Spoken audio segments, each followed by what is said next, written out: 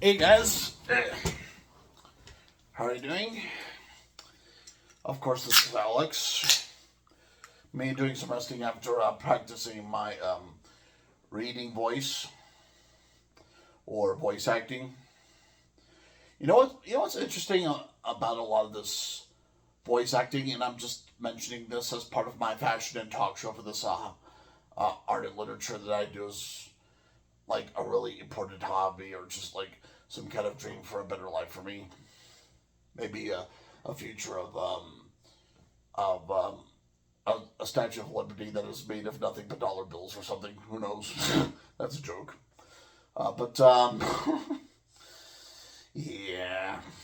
Um, in case you guys are not aware of the field of learning foreign languages such as Spanish, French, Italian, German, Japanese, which are common languages in various parts of the United States, at times school students learn foreign languages in order to uh, teach students how to think abstractly about acting and performing and those kinds of things.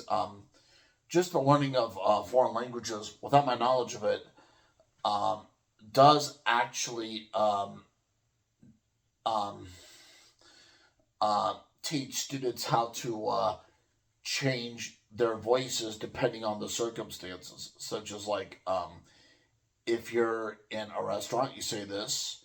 If you're in a home, you say this. If you're on the street, you say this. And they're actually, even with just educational basic foreign language classes, there is the notion of voice acting because um, those languages that I just mentioned, Spanish, German, Italian, French, Japanese, there is voice acting between those languages because um, people would often take those kinds of foreign languages because maybe they plan to become a tour guide overboard, or they plan to be a musician in a foreign language, or they are probably studying a foreign language to have an introduction to important history about a foreign country or a foreign nation. And definitely, voice acting does thrive a lot on, voice acting does thrive on a lot of that notion of making your voice count when there are um, issues going here and there for you know voicing, you know. And here's a Pepsi too. Let me drink a little bit and have this nice everyday sort of thing. And definitely, I do have to rest my throat from time to time because it does get pretty energetic to do my um, voice acting and reading out loud. And hey, just so you know, technically, if you are an author or a writer who needs to read out loud your literature in an audiobook, technically, right there, that should be considered voice work, if not voice acting, because with an audiobook for your writing or for your authorship, your audiobook does have your voice, and you're reading something out loud, and you're expressing to the audience what you think. Um, and definitely it is important because people can be very, very hungry for information, like enormously hungry, and that's why there is the market for spreading ideas to people who really need them, even if they may need to drop a dime or a quarter here and there. Who knows?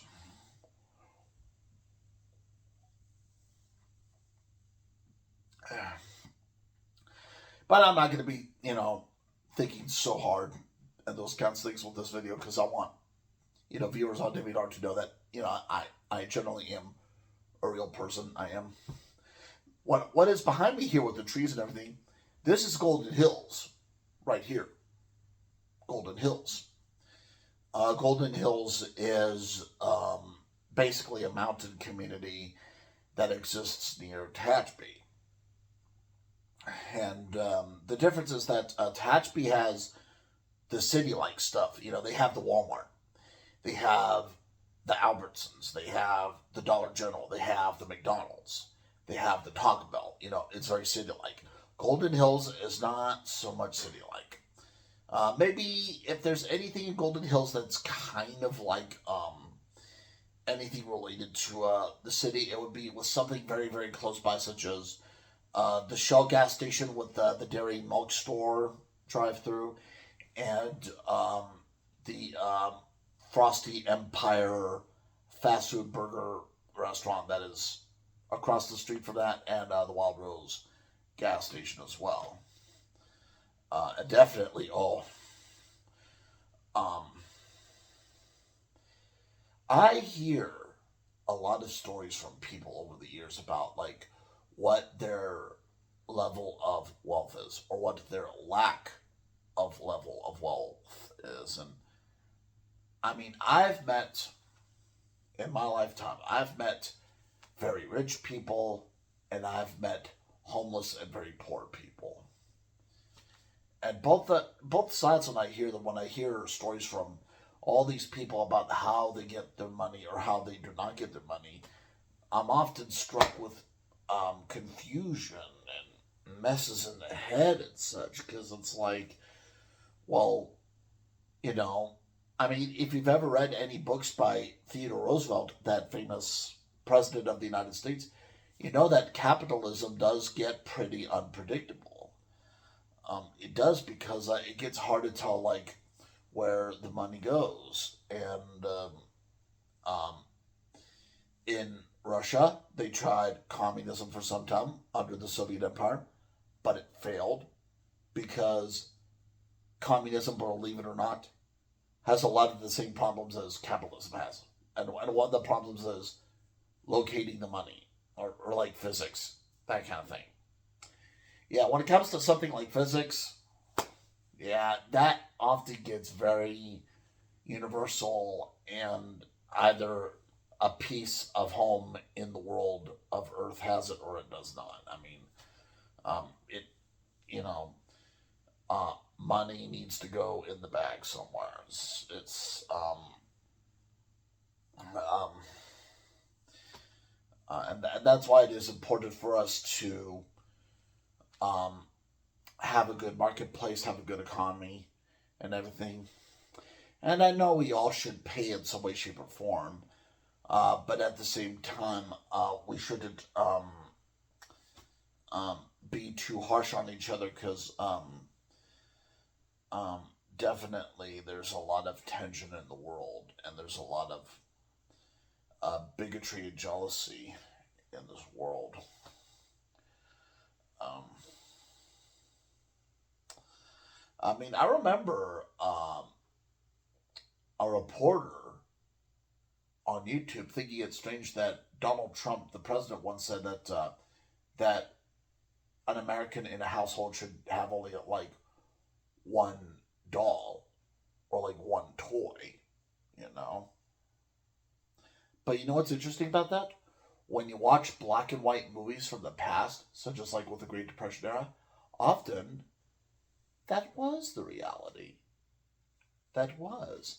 There were a lot of American houses, a lot of American families where the children would often just have just a handful of toys, one doll, or one bed, or one crib, or one curtain, or one drink, or one candy bar, that kind of thing.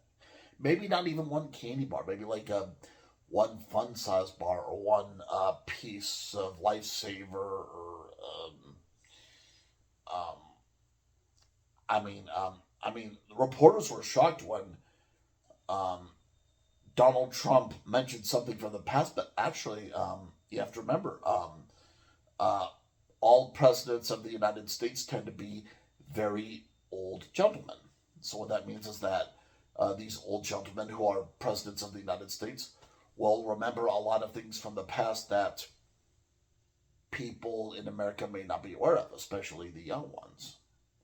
I mean, could you imagine if there really was just a house somewhere with one toy?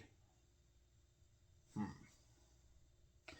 It makes me wonder what it means to have one toy in a house.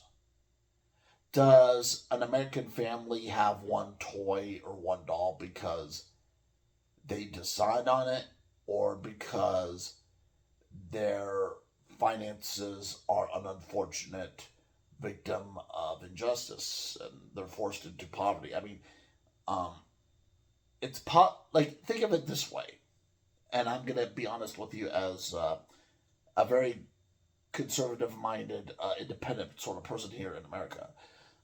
If it's possible for a human being to commit suicide and end life, like for a human to end his or her own life, um, then it can also mean that it's possible for an American to be very uncaring or unparticipating of art or entertainment or restaurant food or book reading or movie watching because, there are Americans who do decide not to get into these things even when they do have enough money to afford to do so. So, drink to that a little bit more. And I guess um, the moral we can learn from this video is that we have to remember that at times it is true that people are forced into poverty, but also at other times I think also people may decide to be poor because they may have interest in something else and they may not worry about why they are here with the richness of the world.